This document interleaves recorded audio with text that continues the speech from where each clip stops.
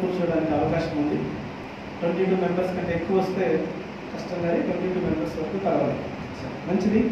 అయితే జాగ్రత్తగా మనం కొన్ని లేఖనాలు పరిశుద్ధ బైబిల్ గ్రంథం నుంచి ధ్యానం చేస్తాం. ప్రతిదినము మనం ఇంటిలో వాక్యాన్ని ధ్యానం చేస్తున్నాం. దాదాపుగా ఈ రోజుకి మందిరాలు మూతపడి దేవుని యొక్క సన్నిధిని అనుభవించక 105వ రోజు ఈరోజు. 105 రోజులు ఈరోజు. మార్చి 22వ తారీఖున లాక్డౌన్ అయినప్పటి నుంచి దేవుని యొక్క సన్నిధిని మనం అనుభవించలేకపోయాం. దేవుని యొక్క సన్నిధిలో రాలేకపోయాం. వరలక్ష్మిగా బాగున్నారా? చాలా రోజుల తర్వాత వచ్చింది కదా, అంటే చాలా రోజులు కాదు, ఇదే ఫస్ట్ టైం రావడం ఈ లాక్డౌన్ తర్వాత. అవునా? రామలమ్మ గారు బాగున్నారు కదా?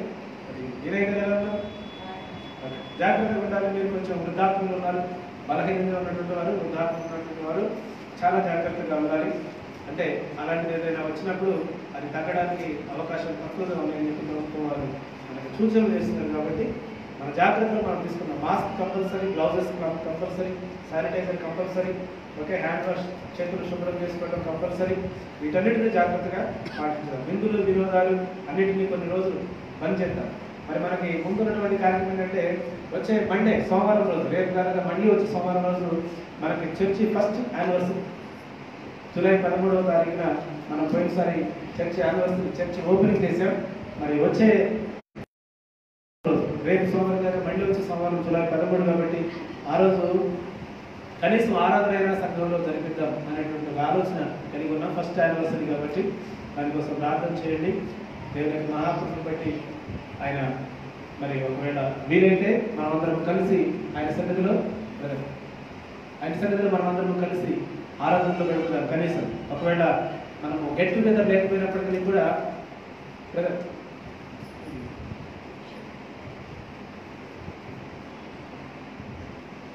గెట్ టుగెదర్ లేకపోయినప్పటికీ, ఒకవేళ ప్రేమ విందు ఏర్పాటు చేసుకోలేకపోయినప్పటికీ కూడా కనీసం సహవాసంగా వచ్చి దేవుని యొక్క స్థితిలో సంవత్సరం అంతా దేవుడు మనల్ని కాపాడిన దాన్ని బట్టి కృతజ్ఞతగా దేవుని యొక్క ఆలయంలో మనమందరం చేరి 1 గంట ప్రార్థన చేసుకొని పెడదామనే ఆలోచన కలిగి ఉన్నాం. మన దేవుని యొక్క చిత్తాన్ని బట్టి ఆయన సన్నిధిలో మనం కనిపెడదాం. ప్రార్థన చేయండి, వీరైనటువంటి వాడు సహకరించండి. దేవుని యొక్క మహాకృప మనందరినీ తోడై ఉంటుంది గాక. హల్లెలూయా. మంచిది. వాక్యాన్ని ధ్యానంలోకి మనం పెడదాం.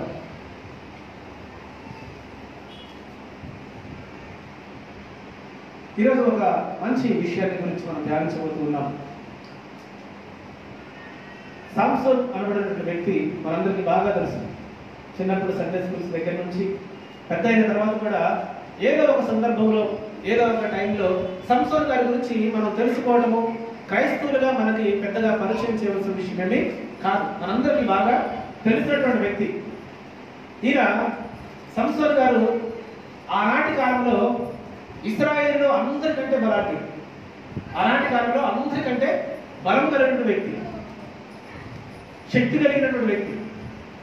ఈయన మామూలుగా పుట్టినటువంటి వ్యక్తి కాదు. ఈయన వాగ్దాన పుత్రుడు. ఈయన ఎవరంట? వాగ్దాన పుత్రుడు. చూద్దాం. న్యాయాధిపతుల గ్రంథం 13వ అధ్యాయం. న్యాయాధిపతుల గ్రంథం 13వ అధ్యాయం మొదటి వచనం చదువుదాం.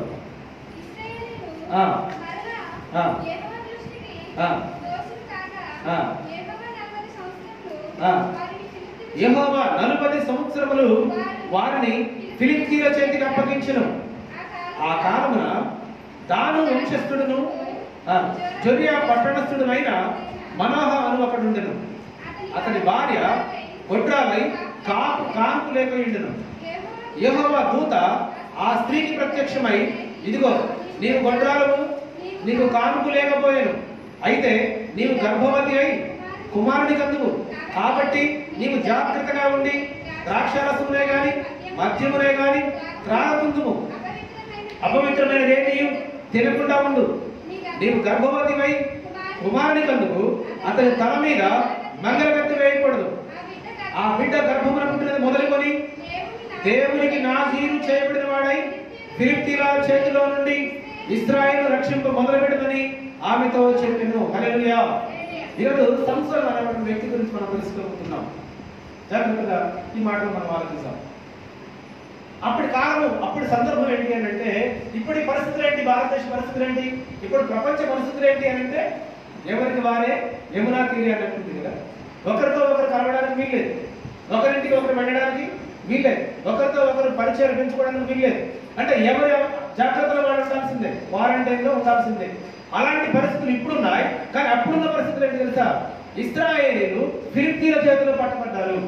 ఇశ్రాయేలీయులు ఫిలిష్తీయుల చేతిలో బానిసలుగా ఉంచబడ్డారు. ఎంతకాలం ఉన్నారు తెలుసా? వాళ్ళు 40 సంవత్సరాలు ఉన్నారు. అమ్మ ఎంతకాలం ఉన్నారంట? 40 సంవత్సరాలుగా బానిసలుగా ఉన్నారు. అయితే ఆ సందర్భంలో ఒక పక్క ఇశ్రాయేలు అనగా దేవుని యొక్క ప్రజలుగా పిలువబడుతున్న ఇశ్రాయేలు ఫిలిష్తీయుల చేతిలో బానిసలుగా ఉన్నారు. అదే టైంలో ఆ ప్రాంతంలో మనోహ అనబడిన ఒక వ్యక్తి ఉన్నాడు. ఆ వ్యక్తికి పిల్లలు లేకుండా ఉన్నాడు. పిల్లలు లేకుండా ఉంటే మనోహ అనబడిన వ్యక్తి దగ్గరికి దేవదూత వెళ్ళింది. వెళ్ళి, అయ్యా నీ భార్య గొడ్రాలై కానుకోలేక చాలా దినములుగా ఉంది కాబట్టి ఇదిగో ఈ దినమున నీ భార్య గర్భము ధరించబోతుంది. గర్భము ధరించిన తర్వాత పుట్టబోయే బిడ్డ దేవునికి ప్రతిష్ఠిత చేయబడి ఉంటాడు. ఆ బిడ్డ యొక్క ప్రాముఖ్యత ఏంటి తెలుసా? ఆ బిడ్డ యొక్క ప్రత్యేకత ఏంటి తెలుసా? ఏంటంటే బానిసత్వంలో ఉన్నటువంటి ఇశ్రాయేలుని విడిపించడానికి దేవుడు నీ ద్వారా ఒక కుమారుని లోకంలోనికి తీసుకుని రాబోతున్నాడు అని చెప్పేసి దేవుని యొక్క దూత మనోహతో మాట్లాడింది. మాట్లాడిన తర్వాత మనోహ భార్యతో మాట్లాడిన తర్వాత ఇప్పుడు భార్యకు కొన్ని కట్టుబాట్లు, కొన్ని నియమాలు ఇస్తుంది, కొన్ని పద్ధతులు నేర్పుతుంది. ఏంటి తెలుసా? 6వ వచనం, కాబట్టి నీవు జాగ్రత్తగా ఉండి ద్రాక్షారసమునే గాని మద్యమునే గాని త్రాగకుండుము, అపవిత్రమైనది ఏది తినకుండుము. నీవు గర్భవతి అయి కుమారుని కందువు, అతని తల మీదకి మంగళ కత్తి వేయకూడదు. ఆ బిడ్డ గర్భమున పుట్టినది మొదలుకొని దేవునికి నాజీరు అనగా దేవునికి ప్రతిష్ఠిత. ఇప్పుడు జాగ్రత్తగా ఆలోచన చేస్తే దేవదూతలు ఆ దంపతుల దగ్గర వచ్చి మాట్లాడుతున్నారు. ఏమని మాట్లాడుతుంది తెలుసా? నీ గర్భమున ఒక కుమారుడు పుట్టబోతాడు. అయితే నువ్వే తెలుసా జాగ్రత్తగా ఉండాలి. నువ్వు ఎలా ఉండాలట? జాగ్రత్త. ఏంటి జాగ్రత్త? అపవిత్రమైనది ఏది ముట్టడానికి వీల్లేదు. ఎందుకంటే నీ కడుపులో ఉన్నటువంటి శిశువు మామూలు శిశువు కాదు. నీ కడుపులో పెరుగుతున్నటువంటి పిండము అది మామూలు పిండము కాదు. ఏం పిండము అంటే దేవుని చేత అభిషేకించబడినటువంటి వ్యక్తి, దేవుని చేత ఎన్నుకొనబడిన వ్యక్తి, దేవుని చేత నిర్మించబడుతున్నటువంటి వ్యక్తి. దేవుని యొక్క ఆలోచన ప్రకారము, దేవుని యొక్క ప్రణాళిక ప్రకారము నీ గర్భంలో ఒక పిండము, ఒక శిశువు రూపుదిద్దుకుంటుంది. ఆ శిశువు పుట్టినది మొదలుకొని దేవునికి నాజీరు చేయబడిన వాడే, నాజీరు చేయబడిన అంటే ప్రతిష్ఠిత చేయబడిన వాడే ఉంటాడు. అయితే దేవుని యొక్క ఆజ్ఞ ప్రకారం, దేవుని యొక్క ప్రణాళిక ప్రకారం, దేవుని యొక్క చిత్త ప్రకారము ఆ కుమారుడు ఆ మనోహ ద్వారా భూలోకానికి వచ్చేసాడు. మంగళ కత్తి పెట్టలేదు అతని తల మీద. పుట్టినది మొదలుకొని దేవునికి ప్రతిష్ఠిత చేయబడ్డాడు. సంసోను అని పేరు పెట్టారు. ఆ వ్యక్తి మీద మంగళ కత్తి పెట్టలేదు. ఆ వ్యక్తి క్షౌరం అంతా బాగా పెరిగిపోయింది. బాగా జడలు వేయడం మొదలు పెట్టారు. ఆ వ్యక్తికి యవనస్తుడు అయిపోయాడు. యవనస్తుడు అయిపోయిన తర్వాత జరిగినటువంటి పరిణామం ఏంటంటే ఒక మాట మీకు జ్ఞాపకం చేస్తా. 14వ అధ్యాయం మొదటి వచనం, 14వ అధ్యాయం మొదటి వచనం చదవండి. న్యాయాధిపతుల గ్రంథం 14వ అధ్యాయం మొదటి వచనం. సంసోను తిమ్నాతులకు వెళ్ళి తిమ్నాతులో ఫిలిష్తీయుల కుమార్తెలను ఒకరిని చూసిన చాలండి. ఏంటి ఈ వ్యక్తి ఎవరు? అసలు ఫిలిష్తీయుల యొక్క చేతిలో ఉన్న ఇశ్రాయేలును విడిపించడానికి, ఫిలిష్తీయులతో యుద్ధం చేయడానికి, ఫిలిష్తీయులు జయించడానికి ఎన్నుకున్న వ్యక్తి ఈ వ్యక్తి ఏం చేస్తాడు తెలుసా? తిమ్నాతుకు వెళ్ళి ఫిలిష్తీయుల్లో ఒకదాన్ని చూశాడంట. ఎక్కడికి వెళ్ళకూడదో అక్కడికి వెళ్ళాడు. ఎవరిని చూడకూడదో వారిని చూశాడు. ఏం చేయకూడదో అని చేశాడు. జాగ్రత్తగా ఆలోచన చేస్తే ఈరోజు మానవులుగా నిర్మించబడిన మనం అందరం కూడా దేవుని యొక్క చిత్త ప్రకారం ఈ లోకంలోకి వచ్చిన వాళ్ళమే. కేవలం తల్లిదండ్రుల యొక్క దాంపత్య జీవితం ద్వారా మనం ఏదో అనుకోకుండా పుట్టిన వాళ్ళమే కాదు. ప్రతి మనిషి భూమి మీద ప్రాణం కలిగి జీవిస్తున్న ప్రతి మనిషి కూడా దేవుని యొక్క ప్రణాళికలో భాగంగా పుట్టినవాడు. ఏ వ్యక్తి కూడా అనుకోని రీతిగా పుట్టినవాడు కాదు. మన జీవితంలో అనుకోకుండా చాలా సంగతులు జరుగుతాయి, కానీ అనుకోకుండా గర్భఫలం మాత్రం రాదు. అదిరా చూద్దాం ఆ మాటను. ఎఫెసీ పత్రిక 1వ అధ్యాయం, ఎఫెసీ సంఘానికి అపోస్తలుడైన పౌలు ఎఫెసీ రాసిన పత్రిక 1వ అధ్యాయం 4వ వచనం చూద్దాం ఒకసారి. ఎఫెసీ పత్రిక 1వ అధ్యాయం 4వ వచనం.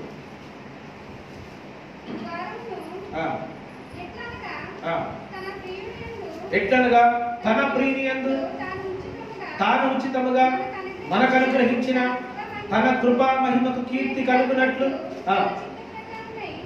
తన చిత్త ప్రకారమైన దయా సంకల్పము చొప్పున యేసు క్రీస్తు ద్వారా తమకు కుమారులుగా స్వీకరించుటకై మనలను ముందుగా తన కోసం నిర్ణయించుకొని మనము తన ఎదుట పరిశుద్ధులమును నిర్దోషములై ఉండవలనని జగత్తు పునాది వేయబడక మునుపే ప్రేమ చేత ఆయన క్రీస్తులో మనలను ఏర్పరచుకున్నావు. హల్లెలూయా. ఎప్పుడు ఏర్పాటు చేయబడ్డాం మనం? మనం ఎప్పుడు ఏర్పాటు చేయబడ్డాం? జగత్తుకి పునాది వేయబడకముందు.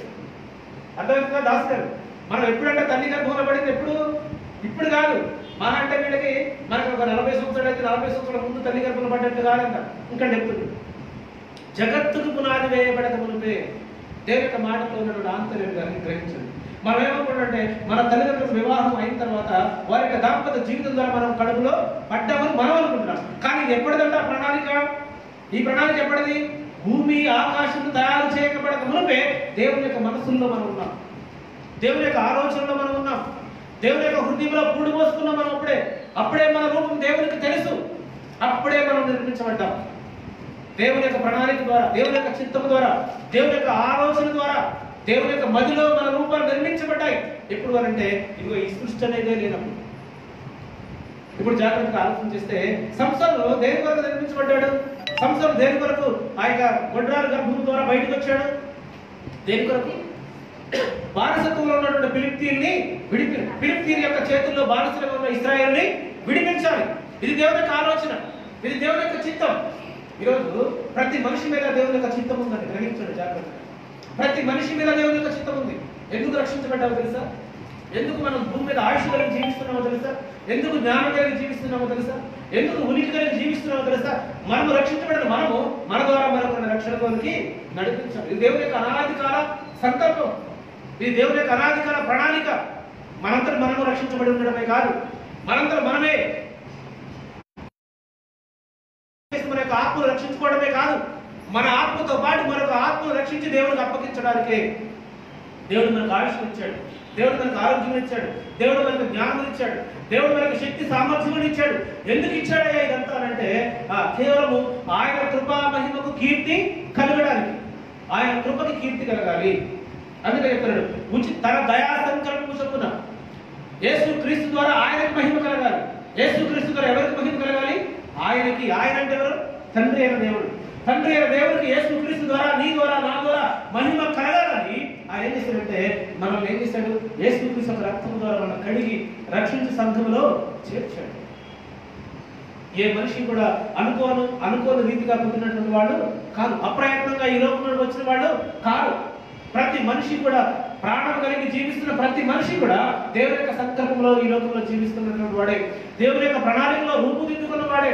అలా రూపుదిద్దుకున్నటువంటి సంసోను, అలా దేవుని యొక్క ప్రణాళికలో బయటకు వచ్చినటువంటి సంసోను ఏం చేయాలి అంటే, ఏ శత్రువులు అయితే ఫిలిప్తీయులతో యుద్ధం చేయవలసిన వాడై ఉండడో అది అక్కడికి వెళ్ళి తిమ్నాతుకు వెళ్ళి అక్కడ ఒక స్త్రీని చూసి పెట్టగలుగుతాడు.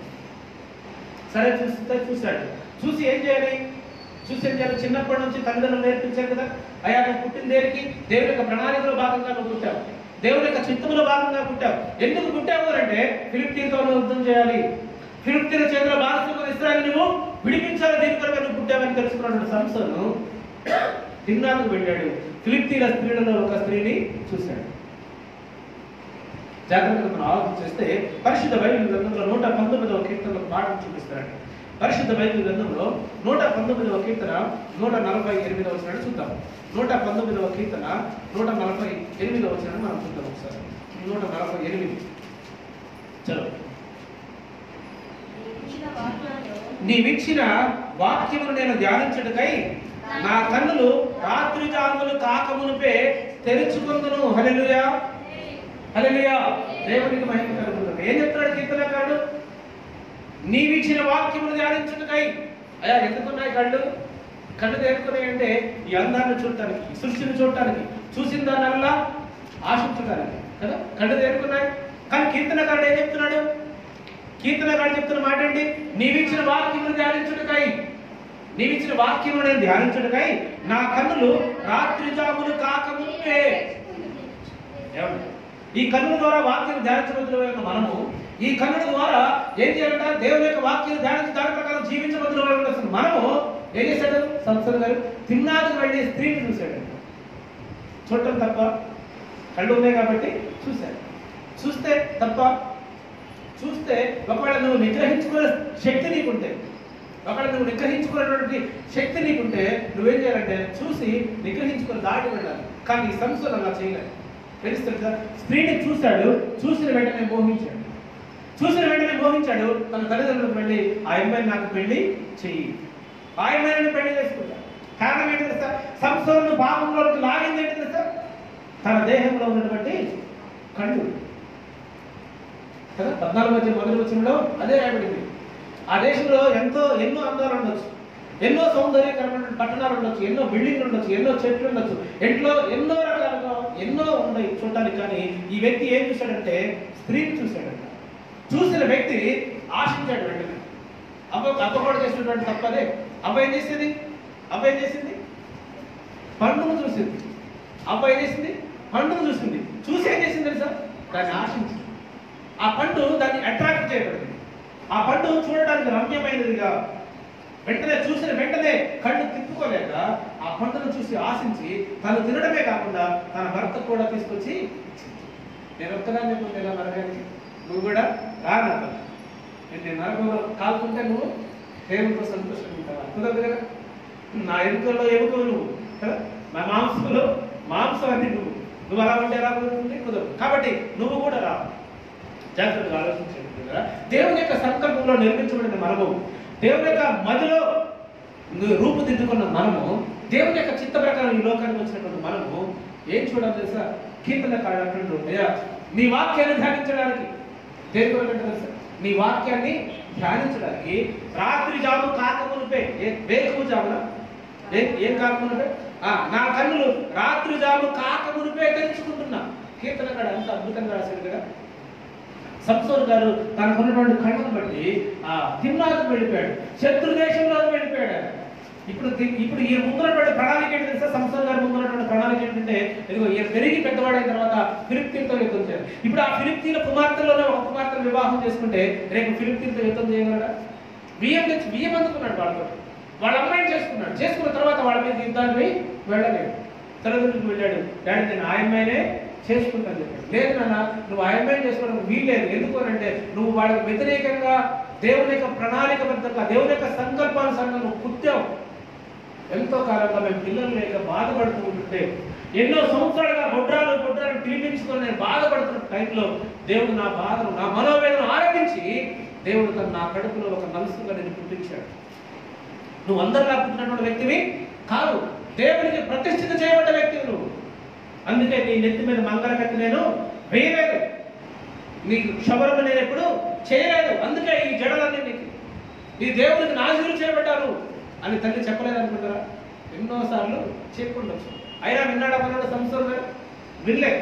వినకుండా లేదు, నువ్వు ఆమె చేస్తావా లేదా చెప్పిన దాని ప్రకారం తల్లి తండ్రి మాటలు లెక్క చేయకుండా సంసోను ఆ స్త్రీని చూసి మోహించి ఆమెతో వివాహం చేసుకున్నాడు. జాగ్రత్తగా ఆలోచించేది. కొన్ని కుటుంబాలు ఎలా చిన్నభిన్నమవుతున్నాయి అంటే, బాప్తిస్మం పొందినటువంటి వ్యక్తికి ఆ అన్య స్త్రీకి పెళ్లి చేస్తున్నారు, లేదా బాప్తిస్మం పొందినటువంటి అమ్మాయిని ఒక అన్యుడికి ఇచ్చి పెళ్లి చేస్తున్నారు. దాన్ని చేయటం వల్ల ఏమైంది తెలుసా? దాన్ని చేయటం వల్ల వాళ్ళ కుటుంబంలో సమస్యలు వచ్చేసి, వారి యొక్క ఆధ్యాత్మిక జీవితం ఎదగలేక, ఆత్మీయ జీవితంలో పొరపచ్చాలు వచ్చేసి, సాధారణ వారి యొక్క కుటుంబాలను నాశనం చేసి వాళ్ళు ఏం చేస్తున్నారంటే చివరికి విడిపోయే పరిస్థితులు, చివరికి సూసైడ్ చేసుకునే పరిస్థితులు వారి యొక్క జీవితాల్లో ఏర్పడుతున్నాయి. కనుక అన్యులతో వీయమందే పరిస్థితులు మనకు రాకూడదు. అన్యులతో చాలా జాగ్రత్తగా వ్యవహరించాలి, చాలా దూరంగా వ్యవహరించాలి. ఎందుకు ఇదంతా జరుగుతుందంటే మనలో వాక్యాలు జ్ఞానం లేకపోవడం వల్లే, వాక్యానుసారమైన జీవితం లేకపోవడం వల్లే. ఏదో జాగ్రత్తగా ఆలోచన చేస్తే దేవుని యొక్క చిత్త ప్రకారం ఉంటున్నటువంటి సంసోను తిమ్నాతుకు వెళ్ళి ఒక స్త్రీని చూసి మోహించి ఏం చేశాడు తెలుసా? ఆ స్త్రీని వివాహం చేసుకుని ఏం చేశాడు? భ్రష్టుడైపోయినట్టుగా మనం చూస్తున్నాం. కొంతకాలం అయిపోయింది. అలా కాలగర్భంలో కొంతకాలం గడిచిపోయిన తర్వాత ఈ యొక్క స్త్రీతో గొడవాడి తన ఇంటికి వెళ్ళిపోయాడు సంసోను. ఈ యొక్క భార్యతో గొడవ పెట్టుకుని తన ఇంటికి వెళ్ళిపోయాడు. ఇంటికి వెళ్ళిపోతే ఆ స్త్రీ యొక్క తండ్రి ఏం చేశారంటే, సంసోను గారి యొక్క మామగారు ఏం చేశారంటే, సంసోను మీద కోపంతో తన స్నేహితుడికి ఇచ్చి అమ్మాయిని వేరే పెళ్లి చేసేసాడు. సంసోను వెళ్ళిపోయాడు, తన ఇంటికి వెళ్ళిపోయాడు. ఇప్పుడు భర్త లేని ఈ అమ్మాయికి ఇంకొక సంసోను స్నేహితుడిగా ఇచ్చి పెళ్లి చేసేసాడు. కొంతకాలం అయిన తర్వాత మంచి మేక పిల్లలు పెట్టుకొని నా భార్యతో విందు చేసుకుందామని చెప్పి మళ్ళీ తిరిగి అత్తగారికి వచ్చాడు. వస్తుంటే దాంట్లో అడ్డుపడ్డాడు. మామగారు అడ్డుపడే, నువ్వు అమ్మాయి దగ్గర వెళ్ళడానికి వీలేదు. అదే నా భార్య దగ్గర నేను ఎందుకు పోకూడదంటే, ఇంకెక్కడ నీ భార్య దగ్గర చూడ, నీ భార్య నువ్వు ద్వేషించావు అనుకుని నీ స్నేహితుడికి నేను పెళ్లి చేసేసాను. ఇప్పుడు నేను అయితే నీ భార్య కాదు అని చెప్తే ముందే సంస్థలు ఎలాంటి వాడు? బలాఢ్యుడు. కదా. పిచ్చి కోపం వచ్చేసి ఫిలిప్తీయుల యొక్క పంటనంతా నాశనం చేసి పడేసి పిచ్చోడైపోయి తిరిగి పోయి మళ్ళీ ఇంకొక తప్పు చేశాడు. 16వ అధ్యాయం మొదటి వచనం చూడండి ఒకసారి సార్. అదే న్యాయాధిపతులు గ్రంథం 16వ అధ్యాయం మొదటి వచనం. తరువాత సంసోను ఎక్కడికి వెళ్ళిందంట? మళ్ళీ ఇంతకు ముందే తిమ్నాకు వెళ్ళిండు, ఇప్పుడు ఎక్కడికి వెళ్ళిందంట? గాజా. ఇప్పుడు ఎక్కడికి వెళ్ళిండు? గాజాకు వెళ్ళిపోయాడు. గాజాకు వెళ్ళిపోయి అక్కడ ఏం చేస్తున్నాడు తెలుసా? గాజాకు వెళ్ళి వేశ్యను ఒకరిని చూసి ఆమె యొద్ద చేరను. ఫస్ట్ ఏం చేశాడు? 14వ అధ్యాయం మొదటి వచనంలో తిమ్నాకు వెళ్ళి ఫిలిప్తీయుల స్త్రీలలో ఒక స్త్రీని చూశాడు, మోహించాడు. ఇప్పుడు మళ్ళీ ఏం చేశాడు? మళ్ళీ గాజాకు వెళ్ళాడు. వెళ్ళి అక్కడ ఈసారి ఏం చేశాడంటే ఒక స్త్రీని చూడలేదు, ఈసారి చేసింది తెలుసా? ఒక వేశ్యని చూశాడు. ఆ వేశ్య పేరే దలీలా. ఆమె వేశ్యని చూశాడు. చూసి వెంటనే ఆమెతో కాపురం చేయడం ప్రారంభించాడు, ఆమెతో ఉండడం ప్రారంభించాడు. జాగ్రత్త ప్రారంభించండి. దేవుని యొక్క చిత్తంలో నిర్మించబడినటువంటి సంస్థలు, దేవుని యొక్క ఇష్ట ప్రకారం జీవించబడిన సంస్థలు, దేవుని యొక్క ఆజ్ఞలో దేవుని యొక్క మదిలో రూపుదిద్దుకొని దేవుని యొక్క ప్రణాళికలు నెరవేర్చవలసిన సంస్థలను చేస్తున్న పని ఏం తెలుసా? దేవుడిచ్చిన బలాన్ని దుర్వినియోగం చేస్తున్నాడు, దేవుడిచ్చిన జ్ఞానాన్ని దుర్వినియోగం చేస్తున్నాడు, దేవుడిచ్చిన ఆరోగ్యాన్ని దుర్వినియోగం చేస్తున్నాడు, తన ఇష్టానుసారంగా తను ప్రవర్తిస్తున్నాడు. దానికి కారణం ఏంటి తెలుసా? తన యొక్క కళ్ళని తను అదుపు చేసుకునే పరిస్థితి. తన కళ్ళని ఏం చేసుకోలేకపోతున్నాడు? ఆయన అదుపు చేసుకోలేకపోతున్నాడు. అందుకే యేసుక్రీస్తు ఒక మాట చెప్తాడు. రెండు ఒకసారి మత్తయి వార్త 18వ అధ్యాయం 18వ అధ్యాయము 9వ వచనం మనం చూద్దాం. మత్తయి వార్త 18వ అధ్యాయం 9వ వచనం. నీ కన్నులు నిన్ను అభ్యంతరపరచిన ఎడల దాన్ని పెరిగి నీ యొద్ద నుండి పారవేయము. 2 కన్నులు కలిగి అగ్నిగల నరకములో పడవేయటంటే ఒక కన్ను కలిగి జీవములో ప్రవేశించడం నీకు మేలు. హల్లెలూయా. ఏం జరుగుతుందంట? విశ్వాస జీవితానికి మన దేహంలో ఏదైనా ఒక అవయవం మనకు ఆటంకంగా ఉంటే, మన విశ్వాసంలో బలపరచబడడానికి, విశ్వాసంలో ఎదగడానికి మనకు ఏదైనా ఆటంకంగా ఉంటే దాన్ని ఏం చేయాలంటే తెలుసా? మన ఎద్దు నుండి పెరిగి పడేయాలి, మన ఎద్దు నుండి తీసి పడేయాలి. తీసేసి ఏం చేయాలా? అవయవం లేనటువంటి వాడిగా స్వర్గంలోనికి వెళ్ళి పరలోకానికి వెళ్ళొచ్చు. ఒక అవయవం లేకపోతే పరలోకానికి వెళ్ళొచ్చు క్షేమంగా, కానీ ఆ అవయవం నేను నరకానికి త్రోసివేస్తే. ఇప్పుడు సంసార పరిస్థితి ఏమిటి? మొదటిగా తిమ్నాకు వెళ్ళి ఒక స్త్రీని మోహించాడు, రెండవదిగా గాజాకు వెళ్ళి మరొక వేశ్యను ప్రేమించాడు. ఏమైపోయింది దేవుని యొక్క ప్రణాళిక? ఏమైపోయింది దేవుని యొక్క చిత్తం? ఈరోజు ప్రతి మనిషి భూమి మీద నిర్మించబడ్డాడు అని అంటే ప్రతి మనిషి కూడా దేవుని యొక్క చిత్తంలో రూపుదిద్దుకున్నవాడే. గర్భంలో శిశువు ఉండగా తల్లి ఎంతగా కుమారుడు కొరకు పుట్టబోయే బిడ్డ కొరకు ఎంతగా ఆలోచన చేస్తుంది కదా, ఎంతగా కరడు కట్టదు కదా. అది దేవుడు కూడా అలా కరడు కన్నాడు నీకు నేను ఈ లోకంలోకి రావడానికి, దేవుని యొక్క చిత్తాన్ని నెరవేర్చడానికి. దేవుడు ఏం చేసింది తెలుసా?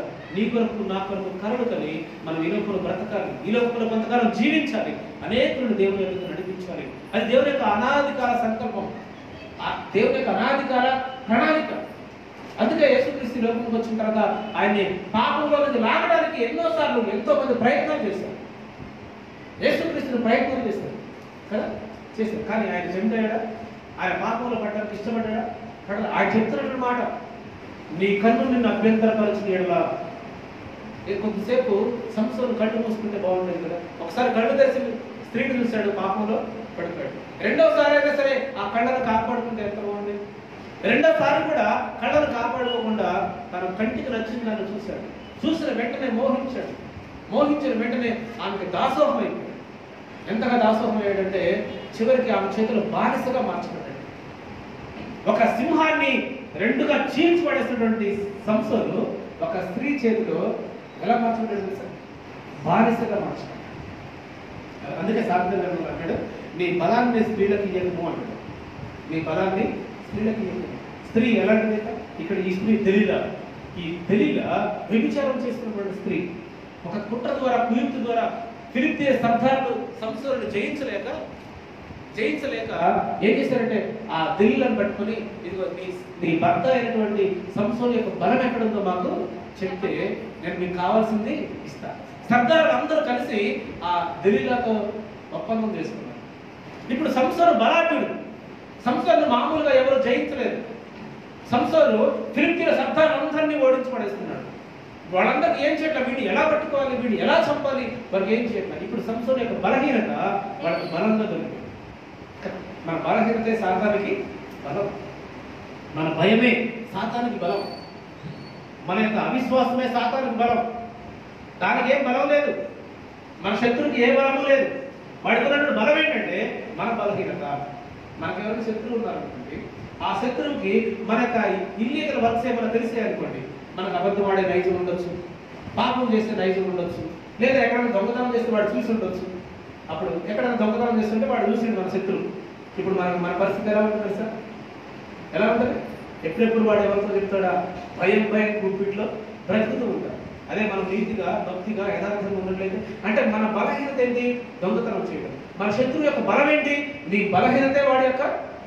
కొంతమందికి నోటిని కాచుకోలేనటువంటి పరిస్థితి, ఎవరి దగ్గరతో వెళ్ళి ఏదో లడా చెప్పేసింది. చెప్పేసిన ఆమెకి మనకి ఏమైంది? గొడవ వచ్చేసింది. ఇప్పుడు ఏంటి? నీ బలహీనత ఆమె దగ్గర ఉండిపోయింది. ఫలానా దగ్గర గురించి చెప్పావు కదా, నీ కుటుంబ పరిస్థితులను ఏమైనా చెప్పావు. ఇప్పుడు నీ బలహీనతే ఆమె యొక్క బలం. ఆమె ఏది చెబితే అది. ఇద్దరు నిన్న న్యూస్లో V6 న్యూస్లో ఒక న్యూస్ చూసారు సార్. చాట్రాయి మండలంలో ఒక అమ్మాయి ఒక అబ్బాయి ప్రేమించుకున్నారు. మంచిగా ప్రేమించుకోవడం తప్పేంగా ప్రేమించుకున్న తర్వాత వాళ్ళిద్దరూ మంచి ప్రేమలో మునిగిపోయిన తర్వాత ఒకరోజు అబ్బాయి కోరిక మేరకు అమ్మాయి యొక్క ప్రైవేట్ ఫోటోలు అబ్బాయికి పంపించేసి, ప్రైవేట్ ఫోటోలు పంపించకూడనటువంటి ఫోటోలు, తీయకూడనటువంటి ఫోటో. నేను ఎలాగో చేసుకోబోయేవాడిని కదా, నువ్వు నాకు పంపించవచ్చు కదా అని చెప్పి అబ్బాయి రిక్వెస్ట్ మేరకు, అబ్బాయి కోరిక మేరకు వారిద్దరూ ప్రేమించుకుంటున్నారు, వారిద్దరు పెళ్లి చేసుకోవాలనుకున్నారు. అయితే అబ్బాయిలో ఉన్నటువంటి కపటాన్ని అమ్మాయి గ్రహించలేకపోయింది. అమ్మాయి యవ్వనస్తురాలు కాబట్టి అబ్బాయి ఎలాగో నన్ను చేసుకోబోతున్నాడు అని చెప్పి అబ్బాయి అడిగినప్పుడల్లా తన యొక్క ప్రైవేట్ ఫోటోలన్నీ, తన యొక్క దేహం అంతా కనబడిన రీతిగా ఫోటోలన్నీ తీసి అబ్బాయికి సెండ్ చేసేసి, అలా కొంతకాలం గడిచిపోయింది. కొన్ని రోజులు గడిచిపోయిన తర్వాత ఇప్పుడు అబ్బాయికి ఇంకొక అమ్మాయి పరిచయం అయిన తర్వాత ఈ అమ్మాయిని వదిలించుకోవడానికి ఆ అబ్బాయి చేసినట్టే, నీ ఫోటోలన్నీ నా దగ్గర ఉన్నాయి కాబట్టి నువ్వు నన్ను వదిలేకపోతే ఈ ఫోటోలు నేను ఇంటర్నెట్లో పెట్టేస్తాను, లేదా మీ పేరెంట్స్కి ఫార్వర్డ్ చేస్తాను, లేదా మీ అమ్మాయికి ఈ ఫోటో నేను పంపించేస్తాను. నీకు ఆ అమ్మాయిని బెదిరించడం ప్రారంభించాడు. ఇప్పుడు ఈ అమ్మాయి బలహీనత ఏమైపోయింది? వాడికి బలంగా మారిపోయింది. ఈ అమ్మాయి అలాంటి పనులు చేయకపోయినట్లయితే వాడికి లొంగవలసిన అవసరమే ఉండేది కదా. కొన్నిసార్లు మనం ఏం చేస్తుంటే మన బలహీనతలన్నీ మన ఫ్రెండ్స్కి చెప్పుకుంటాం. ఆ ఫ్రెండ్కి మనకి ఏదైనా గొడవ జరిగినప్పుడు అప్పుడు ఈ విషయాలన్నీ వాడి దగ్గర బలంగా ఉండిపోతాయి. కాబట్టి చాలా జాగ్రత్తగా మనం ఈ రోజులో బ్రతకాలి. తెలివితోనూ యుక్తితోనూ బ్రతకడం నేర్చుకోవాలి.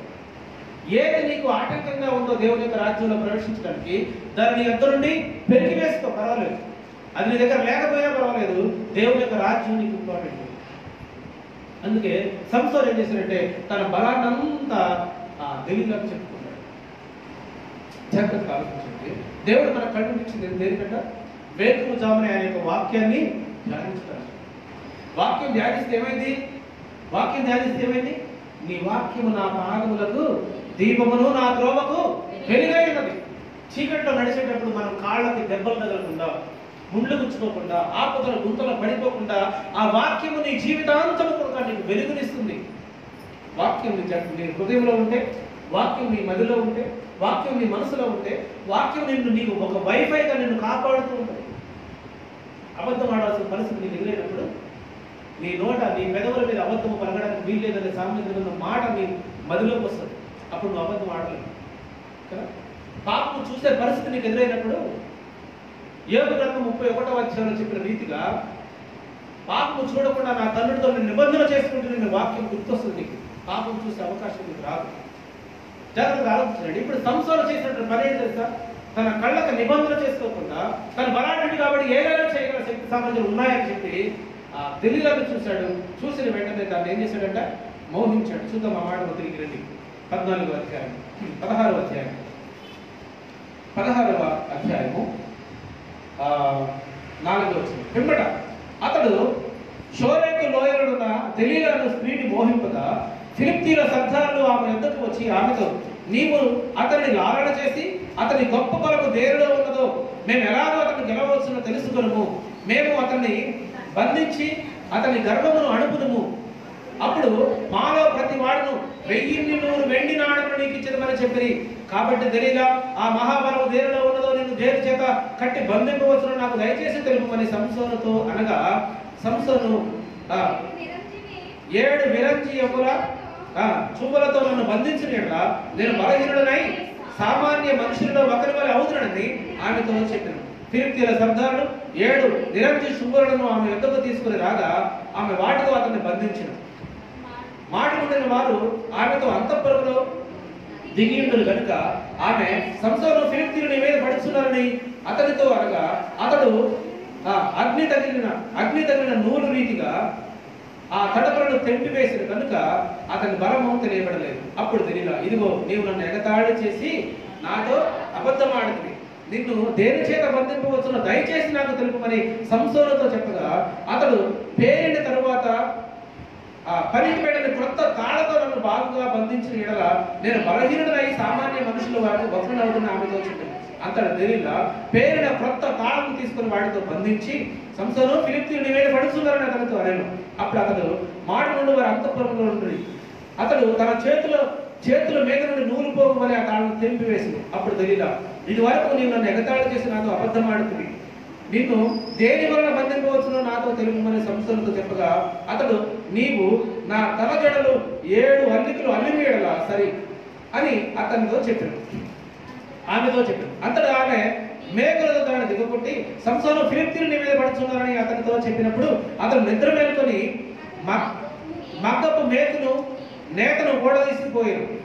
అప్పుడు ఆమె, నా యందు నీకు ఇష్టం లేదు, నేను నిన్ను ప్రేమించున్నాను, నీవెందుకు నన్ను ప్రేమించున్నావని నీవెందుకు చెప్తున్నావు? ఇది వరకు నీవు ముమ్మారు నన్ను ఎగతాళి చేసింది, నీ గొప్ప బలము దేనిలో ఉన్నదో నాకు తెలుపుకుపోతుందని అతనితో అన్నాడు. ఆమె అనుదినము మాటల చేత అతన్ని బాధించి తొందర పెడుతున్నందున అతను ప్రాణము విసిగి చావబోయాడు. ఏమైపోయింది సార్? దెలీలా చేతిలో పడ్డాడు కదా, బోర్లో చిక్కుకున్న ఎలుకలాగా ఉన్న పరిస్థితి కదా, కుడికిలో పడ్డ ఎలుకలాగా అయిపోయింది. 3 సార్లు ఆమెని అబద్ధం చెప్పేశాడు. సంసోను నీ బలం ఎందులో? ఒక పక్క సర్దారులతో ఒప్పందం చేసుకుంది ఈమె. ఎవరు? వేశ్య వలలో చిక్కుకున్నాడు సంసోను. ఎలాంటి వాడు సంసోను? బలాఢ్యుడు, గొప్ప వ్యక్తి, దేవుని చేత నాజీలు చేయడం వ్యక్తి. ఒక వేష చేతిలో చిక్కుకొని ఇప్పుడు ఏమైపోయింది సార్? సర్దారులు వేషంతో వ్యాపారం మొదలుపెట్టారు. సంసోను బలం ఎక్కడుందో నువ్వు చెప్పినట్లయితే మేము తలా 1000 వెండి నాణాలు నీకు ఇస్తాం, ఒప్పందం అయిపోయింది. ఇప్పుడు ఎక్కడ లేని ప్రేమను కనపరుస్తుంది సంసోను మీద దెలీలా. ఒడిలో పడుకోబెట్టుకొని, సంసోను నీ బలం ఎక్కడుందో నాకు ఎక్కువ కదా, ఎంత లాలన చేస్తుందండి. అక్కడ రాయబడ్డ మాట అంటే లాలన చేస్తుంది. లాలన ఎవరిని చేస్తారు? చిన్న పిల్లల్ని లాలిస్తారు, పాలిస్తారు, బుజ్జులిస్తారు, బుద్ధు చేస్తారు కదా, అలా చేస్తుంది. దేని గురించి? నిజంగా ప్రేమ రా సంసోను మీద కాదు కదా. దేని మీద ప్రేమ? డబ్బు మీద. వెండి నాణేడు ఒక్కొక్క వ్యక్తి, ఒక్కొక్క సర్దారు, ఒక్కొక్క ఫిలిష్తీ సర్దారులు ఒక్కొక్క 1000 వెండి నాణాలు ఇస్తారని చెప్పారండి. ఇంకా ఎంతమంది ఉన్నారో తెలియదు, కనీసం 7 మంది కంటే ఎక్కువ ఉండొచ్చు. అంటే 7000 వెండి నాణాలకి లొంగిపోయింది. ఈమె ఏం చేసిందంటే ఒకసారి చెప్పింది, నన్ను తాళతో బంధిస్తే నా బలమంతా పోద్దని చెప్పింది. ఈమె తాళతో బంధించేసింది, సర్దారులకి కబురు పెట్టింది. అయ్యా వచ్చేసండి సంసోను బంధించేశారు. చెప్పగానే సంసోను ఏం చేశాడంటే మామూలుగా దారం చెప్పినట్టు దాన్ని తెరిపడేశాడు. ఇలా 3 సార్లు జరిగింది. 3వసారి చెప్పింది, నా బలమంతా నా వెంట్రుకల్లోనే, ఈ వెంట్రుకలన్నింటినీ ముడేసి మేకు కొట్టినట్లయితే నా బలమంతా నిర్వీర్యమైపోతుందని చెప్పి అలా చేసిన వెంటనే మళ్ళీ తెంపేసుకున్నాడు. ఇక లాస్ట్కి అతన్ని తొడ మీద పడుకోబెట్టుకుంది. దెలీలా ఏం చేసింది? కారు మీద పడుకోబెట్టుకొని లారణ చేసి, నువ్వు నిజంగా అసలు నన్ను ప్రేమించట్లేదు, నువ్వు నాకు అబద్ధాలు చెప్తున్నావు, ఎన్నోసార్లు నువ్వు అబద్ధాలు చెప్పి నన్ను ఎగతాళి చేస్తున్నావు, ఇకనైనా ఈ ఒక్కసారి నాకు చెప్పు అని చెప్పినప్పుడు అతను ఏం చేసిందో తెలుసా? తన మనసులో అనుకున్నాడు, విసిగి చావుకోలేడు. ఎలాంటి గొప్ప బలాఢ్యుడు, దేవుని యొక్క చిత్తాలు నెరవేర్చడానికి పుట్టినటువంటి వాడు, దేవుని యొక్క ప్రణాళికలో పెరగవలసినటువంటి వ్యక్తి చివరికి ఒక వేశ్య చేతిలో చిక్కి కదా. అందుకే సామెతలు వేశ్య లోతైన గొయ్యి అని రాయబడతారు. వేశ్య వెళ్ళాడు కదా, లోతైన గొయ్యిలో పడ్డాడు, బయటకు వస్తాడా? బయటికి రాలేడు. అట్లనే వేశ్య వలలో చిక్కున్న ఇక సంసోను గొప్ప బలాఢ్యుడు ఎందుకు పనికిరాని వాడిగా తయారైపోయాడు. ఇప్పుడు చూడండి కింది మాటలు మనం చదివితే, ఇప్పుడు చావగోరిన తర్వాత ఆయన చెప్తున్న మాట, విసిగి చావగోరెను. అప్పుడు అతడు తన అభిప్రాయం అంతా ఆమెకు తెలియజేసి నేను నా తల్లి గర్భమున పుట్టినది మొదలుకొని దేవునికి నాజీరు చేయబడిన వాడై ఉన్నాను. నా తల మీదకి మంగళ కత్తి రాలేదు. నాకు క్షవరము చేసిన ఎడల నా తలము నాలో నుండి తొలగిపోయి ఇతర మనుషుల వలె అవునని ఆమెతో అనను. అతడు తన అభిప్రాయము ఎరిగి సర్దారులను పిలిపించి, ఈసారి రండి, ఇతడు తన అభిప్రాయం అంతా చెప్పెను, నాకు తెలియజెప్పెను. ఫిలిష్తీయుల సర్దారులు రూపాయలతో చేత పట్టుకుని ఆమె వద్దకు రాగా ఆమె తన తొడ మీద అతను నిద్రపుచ్చి ఒక మనిషిని పిలిపించి వారి చేత అతని తల మీద 7 జడల క్షౌరము చేయించి అతన్ని బాధించడం మొదలుపెట్టింది. అప్పుడు అతనిలో నుండి బలము తొలగిపోయింది. ఆమె సంసోను ఫిలిష్తీయుని మీద పడుచున్నారనగా అతను నిద్ర మేలుకొని ఎప్పటి వలె బయలుదేరి విరజింపుకున్నను అనుకున్నాడు. అయితే యెహోవా తనను ఎడబాసినని అతనికి తెలియలేదు. ఏమైపోయింది సార్ లాస్ట్కి? ఎప్పుడైతే తన యొక్క వెంట్రుకలన్నీ గుడ్డు గీసుకున్నాడు, వెంట్రుకలన్నీ గీపిచ్చేశాడు, సర్దార్ని పిలిపించి ఎప్పుడైతే వెంట్రుకలు తీసేసుకున్నారో యెహోవా అతన్ని ఎడబాసినని సంసోనికి. దేవుడు మనకిచ్చినటువంటి ఆధిక్యతను, దేవుడు మనకిచ్చినటువంటి కృపను, దేవుడు మనకిచ్చిన తలాంతును మనం సరిగా వాడకపోతే ఏమైంది? దాని దేవుడు మన దగ్గర నుండి తీసిపడేస్తాడు. అంత బలాఢ్యుడు, అంత గొప్ప వ్యక్తి సంసోను, ఇశ్రాయేలుకు విజయాన్ని అందించవలసినటువంటి సంసోను చివరికి శత్రువుల చేతిలో చిక్కిపోయాడు. ఒక చిన్న ఇంటి ముందు లేగదోడను కట్టేసినట్టుగా కట్టేసి పడేశారు. కట్టేసి వెంటనే గుంటు గీయించేశారు. తన శక్తి మొత్తం నిర్వీర్యం కోల్పోయాడు. చివరికి సర్దార్లు అందరూ వచ్చేసి సంసోన్ని పట్టుకొని ఫస్ట్ చేసిన పని ఏంటి తెలుసా? సంసోన్ని కళ్ళు ఒడిపేశారు. గుర్తించారు, జాగ్రత్త. కాళ్ళ మీద నిలబెట్టచ్చు, కాళ్ళ మీద నిలబెడితే సంసోన్ ఎక్కడైనా పోగలడా? పరిగెత్తగలడా? పోరాడు.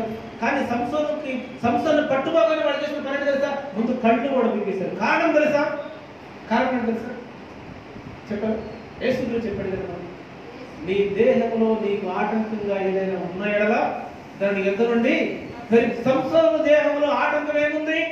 కళ్ళు. చూసిన దాని వల్ల కావాలి. కళ్ళు ఆటంకం. ముందు కళ్ళు పీకిచ్చేశాడు దేవుడు. ముందు కళ్ళు పీకిచ్చేశాడు.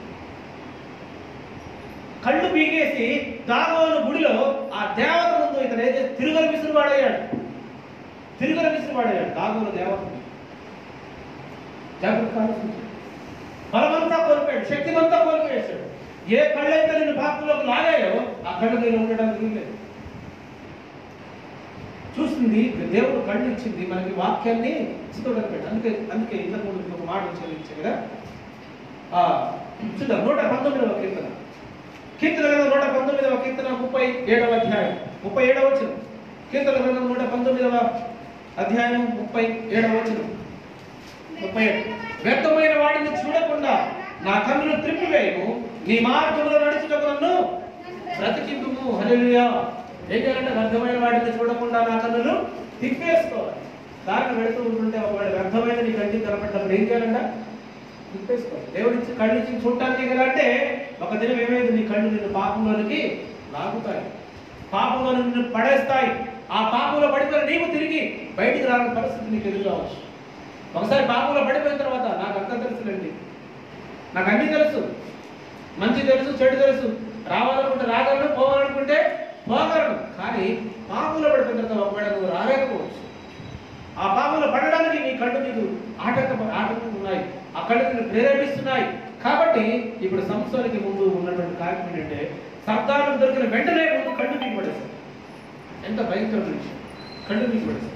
కళ్ళు మీకు పడేసి మనల్ని ఒక బందీగా కట్టేశారు. దాగోను గుడిలో దేవత ముందు బందీగా కట్టేశారు. అతను తిరుగల విసురువాడైపోయాడు. ఇక బలమంతా కోల్పోయాడు. ఇక ఏమాత్రం శక్తి లేదు. ఇప్పుడు ఏం చేస్తుంది తెలుసా? తిరుగల విసురుతారు. తిరుగలు ఎవరు విసురుతారు తెలుసా? తిరుగలు ఎవరు విసురుతారు? బాణసలు విసురుతారు, లేదంటే ఒక ఎద్దులు కట్టేస్తారు. ఎద్దులు కట్టేస్తే ఆ ఎద్దుకు ఏం పని ఉంది? దాన్ని మెడ మీద వేసుకొని చుట్టూ తిరుగుతూ ఉంటారు. ఇప్పుడు ఆ పని ఎవరు చేస్తారంటే సంసోను చేస్తుంది. ఎంత దౌర్భాగ్యం చూసారా? సంసోను చేస్తుంది. ఏ స్థితిలో నుంచి ఏ స్థితికి దిగజారిపోయాడు చూసారా? దేవుడి చేత నాజీరు చెప్పిన వ్యక్తి ఇప్పుడు ఒక విగ్రహం ముందు ఆ శక్తి మొత్తం కోల్పోయి గుడ్డివాడైపోయి ఎందుకు పనికిరాని వాడుగా తిరుగల విసిరివాడ అయిపోయాడు. అలా కొంతకాలం గడిచిపోతుంది. ఇప్పుడు సంస్థలో నిజమైన పశ్చాత్తాపం ప్రారంభమైంది.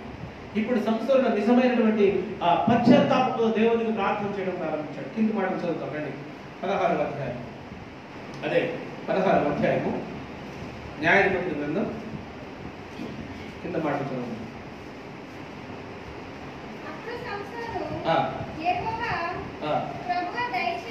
21 నుంచి చదువుతాను.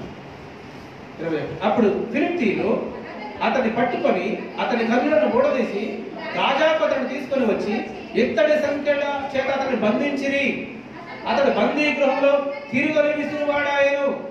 అయితే అతడు క్షౌరము చేయబడిన తరువాత అతని తల వెంట్రుకలు తిరిగి మొలుచుటకు మొదలుపెట్టెను. ఫిలిష్తీయుల సర్దారులు మన దేవత మన శత్రువైన సంసోనును మన చేతికి అప్పగించినదని చెప్పుకొని తమ దేవతమైన దాగోను మహాబలి అర్పించుటకు పండుగ ఆచరించుటకు కూడుకొనిరి. జనులు సంసోనును చూసినప్పుడు మన దేశమును పాడు చేసిన వాడు, మనలో అనేకులను చంపిన వాడునైనా మన శత్రువుని మన దేవత మన చేతికి అప్పగించినదని చెప్పుకొనుచు తమ దేవతను స్తుతించిరి. వారు హృదయంలో సంతోషముతో నిండి ఉండగా వారు మనము సంహారము చేయటకు సంసోనును పిలిపించుదము రెండని సంసోనును బందీ గృహంలో పిలువనంపిరి. వారు అతన్ని చూచి గుడి స్తంభముల మధ్యను అతను నిలువబెట్టి పరిహాసము చేయగా సంసోను తన చేతిని పట్టుకొని బంటుతో ఇట్లను, ఈ గుడికి ఆధారముగా ఉన్న స్తంభములను నన్ను దడవరించి విడువమని నేను వాటి మీద ఆనుకుందును. ఆ గుడి స్త్రీ పురుషులు నిండి ఇండిను. ఫిలిష్తీయుల సర్దారులందరూ అక్కడ నిలిచిండ్రి. వారు సంసోనును ఎగతాళి చేయగా గుడి కప్పు మీద స్త్రీ పురుషులు రమారమి 3000 మంది చూచుచుండ్రి. అప్పుడు సంసోను, యెహోవా ప్రభువా, దయచేసి నన్ను జ్ఞాపకము చేసుకొనుము. దేవా, దయచేసి ఈసారి మాత్రం నన్ను బలపరచుము. నా 2 కన్నుల నిమిత్తము ఫిలిష్తీయులను ఒక్కమారే దండించి పగ తీర్చుకొననిమ్మని యెహోవాకు మొరపెట్టి. ఏమైపోయాడు సంసోను పరిస్థితి? అన్ని కోల్పోయాడు కదా. బలం కోల్పోయాడు, శక్తి కోల్పోయాడు, నాజీరు చేయబడినటువంటి ఆ యొక్క ఎయిడ్స్ కోల్పోయాడు, అన్ని కోల్పోయాడు. చివరికి దాగోను దేవతకు బలర్పించడానికి సంసోను బందీగా కట్టబడ్డాడు. అప్పుడు సంసోనుకి అప్పుడు పశ్చాత్తాపం ప్రారంభమైంది. ఇప్పుడు యెహోవాకు ప్రార్థన చేయడం ప్రారంభించాడు. ఎప్పుడు అన్ని పోయిన తర్వాత కదా. రక్తస్రావం కలిగిన స్త్రీ యేసుక్రీస్తు దగ్గరికి వచ్చింది. ఎప్పుడు వచ్చింది? తనకున్నదంతయు వ్యయము చేసుకొని తనకున్నదంతా ఖర్చు పెట్టుకొని ఎన్నో డాక్టర్స్ ఎంతో మంది దగ్గర తిరిగి ఇక చేతిలో చిల్లి గమ్మ లేనప్పుడు ఎక్కడికి వచ్చింది? ఎవరు గుర్తొచ్చారు? అంతే మన పరిస్థితి. మనం ఎప్పుడు అలాగే ఆలోచిస్తాం. బలం ఉన్నప్పుడు దేవుని దగ్గరికి రాము, ఆరోగ్యం ఉన్నప్పుడు దేవుని దగ్గరికి రాము, అధికారం ఉన్నప్పుడు దేవుని దగ్గరికి రాము.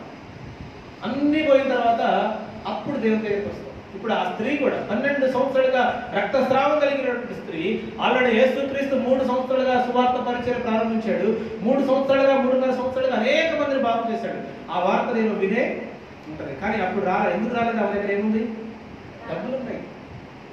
ఈ డాక్టర్ కాకపోతే ఆ డాక్టర్, హాస్పిటల్ కాకపోతే ఇంకో హాస్పిటల్, అక్కడ కాకపోతే ఎందుకు డబ్బులు ఉన్నాయి ఆమె దగ్గర. ఇప్పుడు ఏమైపోయింది పరిస్థితి అంటే చివరికి ఎప్పుడు వచ్చింది యేసుక్రీస్తు గారికి? అన్ని కోల్పోయిన తర్వాత. ఇప్పుడు సంస్థలు కూడా అన్ని కోల్పోయిన తర్వాత అప్పుడు యెహోవా ప్రభువా ఒక్కసారి నాకు అవకాశం ఇయ్యాయా అని అంటాడు. ఆలోచించండి. ఈరోజు సంస్థలకి ఇచ్చినటువంటి అవకాశం ఒకవేళ మనకు దేవుడు ఇవ్వకపోవచ్చు. ఎందుకంటే సంస్థలు దేవుని యొక్క ప్రణాళికలో భాగంగానే పుట్టాడు. సంస్థలకు ఇచ్చినటువంటి అవకాశం దేవుడు నీకు ఇవ్వకపోతే, రక్తస్రావం కలిగిన స్త్రీకి ఇచ్చినటువంటి అవకాశం నీకు ఇవ్వకపోతే మన పరిస్థితి. కాబట్టి అన్నీ ఉన్నప్పుడే దేవుడిని హత్తుకొని జీవించడం నేర్చుకోవాలి. అన్నీ ఉన్నప్పుడే దేవుడిని ఆశ్రయించడం నేర్చుకోవాలి. అన్నీ అయిపోయిన తర్వాత కాదు. ఎందుకంటే అవకాశాలు అన్నిసార్లు అందరికీ ఇవ్వబడవు. కొన్నిసార్లు కొందరికి మాత్రమే ఇవ్వబడతాయి. అందరికీ అవకాశం రావాల్సిన అవసరమేమి లేదు. అలాంటి పరిస్థితులు ఏమి ఉండకపోవచ్చు. కనుక ఇప్పుడు సంస్థల పరిస్థితి ఏంటంటే చివరికి యెహోవాని ప్రార్థించడం ప్రారంభించాడు. సంస్థలు, యెహోవా ప్రభువా, దయచేసి నన్ను జ్ఞాపకము చేసుకున్నాము. దేవా, దయచేసి ఈసారి మాత్రమే నన్ను బలపరచుము. నా 2 కన్నుల నిమిత్తము ఫిలిష్తీయులు ఒక్కమారే దండించి పగ తీర్చుకొని మరి యెహోవాకు మొరపెట్టి ఆ గుడికి ఆధారంగా ఉన్న 2 స్తంభములలో ఒకదారిని కుడి చేతను ఒకదారిని ఎడమ చేతను పట్టుకొని ఫిలిష్తీయులను నేను ఫిలిష్తీయులను చనిపోదము గాక అని చెప్పి బలముతో వంగినప్పుడు గుడి సర్దారుల మీదను దాని మీద ఉన్న జనులందరి మీద పడెను. మరణకాలంలో అతను చంపిన శవముల లెక్క జీవిత కాలంలో అతను చంపిన వారి లెక్క కంటే ఎక్కువ ఆయన. అతడు స్వదేశ జనులను అతని తండ్రి ఇంటి వారి అందరూ కూడి అతన్ని మోసుకొని వచ్చి జొర్యాకును ఎస్తాయోజులకు మధ్యనున్న అతని తండ్రి అయిన మనోహ సమాధిలో అతన్ని పాతిపెట్టి అతడు 20 సంవత్సరములు ఇశ్రాయేలుకు అధిపతిగా ఉండెను. చివరికి జరిగినటువంటి పరిణామం ఏంటంటే, అతడు ఏ స్తంభాల మధ్యలో అయితే కట్టివేయబడ్డాడో ఆ స్తంభాల మధ్యలో దేవుడికి ప్రార్థన చేసి ఒక్కసారి స్తంభాన్ని గుంజి పడేశారు. దానిపైన కొన్ని వేల మంది కూర్చుని ఉన్నారు. ఆ స్తంభాల పైన గుడి పైన వేల మంది కూర్చున్నారు. ఎందుకు వచ్చారు ఈ వేల మంది? ఎందుకు వచ్చారు? సంసోనుని దాగోను దేవతకి బలి అర్పిస్తున్నారు. ఇదిగో ఈ తతంగం చూడడానికి వచ్చారు. ఇదంతా ఎవరు వచ్చారు? ఫిలిష్తీయులు అందరూ వచ్చారు. అందరూ వచ్చి గుడి మొత్తం తిక్కిరిసిపోతుంది. ఈ ప్రజలందరూ చూస్తున్నటువంటి తమాషా ఏంటంటే, ఇదిగో గుడ్డివాడిగా ఉన్నటువంటి సంసోను మనందరినీ, మన సర్దార్లందరినీ 1000 మందిని చంపేశాడు కదా. ఒకసారి సంసోనికి ఒక గాడిద ఎముక దొరికింది, దవడ ఎముక దొరికింది. దాంతో 1000 మందిని చంపేశాడు. అలాంటి బలాఢ్యుడిని ఈరోజు దాగోను దేవతకి మన దేవతకి బలర్పించబోతున్నారు. రండి అందరూ పిలిపించారు. ఫిలిష్తీయుల దేశంలో వాళ్ళందరూ వచ్చారు. అందరూ గుడి కిక్కిరిసిపోతుంది, గుడిలో ఉన్నారు. అప్పుడు సంసోను పశ్చాత్తాప హృదయం కలిగిన వాడై దేవుడికి ప్రార్థన చేయడం ప్రారంభించాడు. ప్రభువా, ఈ ఒక్కసారి నన్ను జ్ఞాపకం చేసుకో అని ప్రార్థన చేయగానే దేవుడు తిరిగి అతనికి బలాన్ని ఇచ్చాడు. ఎందుకు ఇచ్చాడు తెలుసా? సంసోనుకు ఆల్రెడీ గుండె గీయించబడింది కదా, ఆ గుండె మీద వెంట్రుకలు మళ్ళీ తిరిగి మొలవడం ప్రారంభించాడు. దేవుని యొక్క వాగ్దానం ఎప్పుడు కూడా తప్పుకోదు. ఈ వ్యక్తి మీద మంగళ కత్తి వేయడానికి వీల్లేదని దేవుడు వాగ్దానం చేశాడు. మంగళ కత్తి వేయలేదు. ఆ మంగళ కత్తి వేయనంత కాలం అతని శక్తి సామర్థ్యం అతనిలోనే ఉంది. ఎప్పుడైతే గుండు గీయించబడ్డాడో అప్పుడు శక్తి కోల్పోయాడు. తిరిగి మళ్ళీ వెంట్రుకలు మొలవడం ప్రారంభించాయి. తిరిగి దేవుని యొక్క అనుగ్రహం పొందుకోవడం ప్రారంభించాడు. తిరిగి దేవుని యొక్క కృపకి పాత్రుడవడం ప్రారంభించాడు. ఒకవేళ మనలో పరిశుద్ధత మనం కోల్పోయామేమో, ఒకవేళ మనలో నీతి నిజాయితీలో ఒకవేళ మనం కోల్పోయాము, తిరిగి మళ్ళీ వాటిని మనం పునఃప్రారంభించినప్పుడు తిరిగి దేవుని కృప మన మీదకి రావడానికి అవకాశం ఉంది. కనుక సంసోను తిరిగి ఎప్పుడైతే ఆ యొక్క ఎయిడ్స్ మొలవడం ప్రారంభించాయో దేవుని యొక్క శక్తి తిరిగి అతని మీదకి వచ్చింది.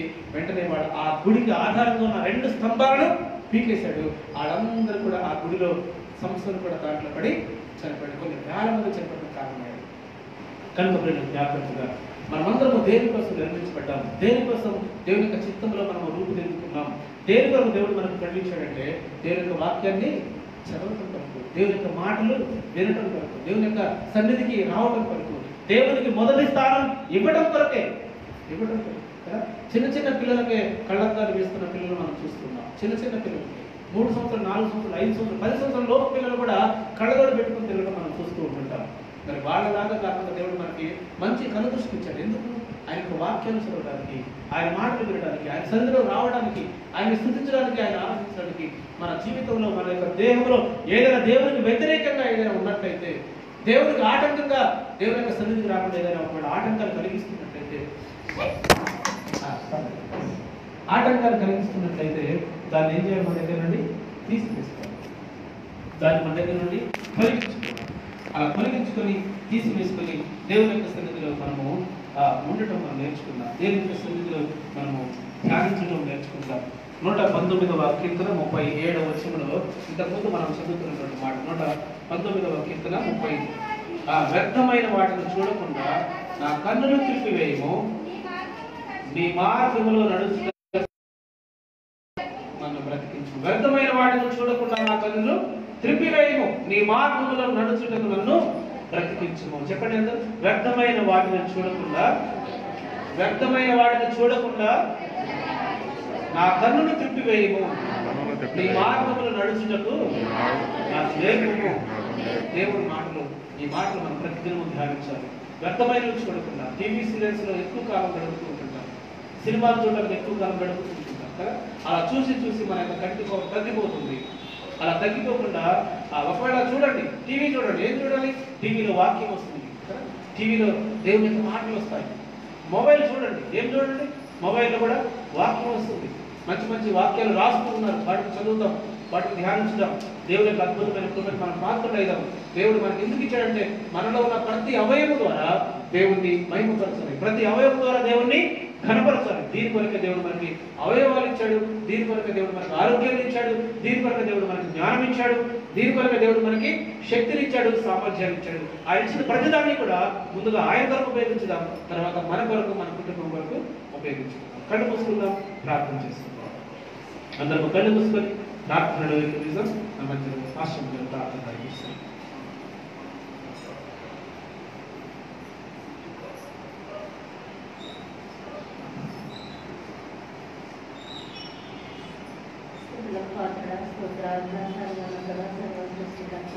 ఘనమైన దేవ, నిజమైన తండ్రి, మీ ఘనమైన నామానికి వందనాలు, అయ్యా గడిచిన పునరుత్థాన దినములు నేటి వరకు మీ సజీవ లెక్కలో ఉంచుతండి. నమ్మకం తండ్రిని అప్పుడు భద్రపరచుకున్న దేవానికి స్తోత్రములు తండ్రి. అయ్యా ఈ పరిశుద్ధ దినాన తండ్రి మీ సన్నిధిలో చేరి దేవాన్ని స్తుతించడం తండ్రి, మాకు ఇచ్చిన మంచి ఆరోగ్యమును బట్టి దేవాన్ని స్తుతిస్తూ ఉంటున్నాం తండ్రి. స్తోత్రము పాటల ద్వారా నిన్ను కీర్తించాం తండ్రి.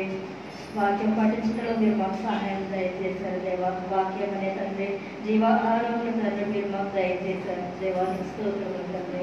అవునా నాయన నీ సన్నిధిలో ఉండవలసిన మేము నా తండ్రి కన్నుల ద్వారా తండ్రి మేము చేస్తున్న ప్రతి ఒక్క పాపము తండ్రి మీరు మాకు నేర్పించారు దేవా. కన్నులతో ఏది చూడాలో ఏది చూడకూడదో తండ్రి మీరు మాకు నేర్పించారు దేవా. తండ్రి సంసోను అటువంటి మహా బలార్జుడైతే దేవా తండ్రి అయ్యా ఫిలిష్తీయుల చేతిలో తండ్రి హతమయ్యే స్థితిలో ఉన్నప్పటికీ దేవా చివరిసారిగా నీ యొక్క బలమును నీ శక్తిని అనుగ్రహించినటువంటి గొప్ప దేవుడు తండ్రి. మేమైతే నిమిత్త మాత్రం ఉన్నానైనా నిన్ను అందరూ ప్రేమించే లేని వారు తండ్రి. అయ్యా నీ సన్నిధిని ఎప్పుడు తండ్రి సంతోషంతో ఉండలేనటువంటి వారు నాయన. నీ సన్నిధిలో నుండి ఎప్పుడు తండ్రి నేను స్తుతించనటువంటి వారుగా మేము ఉన్నప్పటికీ తండ్రి మమ్మల్ని ఎంతగానో ప్రేమించావు నాయన. అవునా తండ్రి విత్తబడిన వాకులు తండ్రి అయ్యా నీరు కట్టి ఫలింపజేయండి నా తండ్రి. నీకు స్తోత్రము తండ్రి, స్తోత్రము తండ్రి. అయ్యా నీ సన్నిధిలో తండ్రి వ్యర్థమైన వాటి కోసం ప్రయాస పడకుండా అయ్యా నా తండ్రి వ్యర్థమైన వాటిని చూడకుండా తండ్రి అయ్యా వ్యర్థమైన వాటి కోసమే తండ్రి మేము పరుగెత్తకుండా తండ్రి అయ్యా నీకు ఇష్టమైన వారంగా మమ్మల్ని నిలవబెట్టుకోండి తండ్రి. నీకు ఇష్టమైన పాత్రలుగా తండ్రి మమ్మల్ని మలుచుకోమని ప్రార్థిస్తున్నాము దేవానికి స్తోత్రము తండ్రి. అయ్యా తండ్రి మా యొక్క దేహమంత్రి తండ్రి నరకంలో పడకుండా అయ్యా తండ్రి మాకు అభ్యంతకరంగా ఉన్నటువంటి అవయవములు తీసివేయమని ప్రార్థిస్తున్నాం. ఒకవేళ మాకు తండ్రి మా యొక్క శరీరంలో ఉన్న ప్రతి ఒక్క అవయవం తండ్రి నీకు అభ్యంతరకరంగా ఉంటే తండ్రి తీసివేయమని సెలవిచ్చావు తండ్రి. ఏ భాగం అయితే మమ్మల్ని తండ్రి అభ్యంతరపరుస్తుందో తండ్రి దాన్ని తీసివేయండి తండ్రి. కళ్ళ ద్వారా తండ్రి మా పాపం చేస్తే తండ్రి దాన్ని తీసివేయమని ప్రార్థిస్తున్నాం తండ్రి. చేతుల ద్వారా తండ్రి మేము పాపం చేస్తే దాన్ని తీసివేయమని ప్రార్థిస్తున్నాం తండ్రి.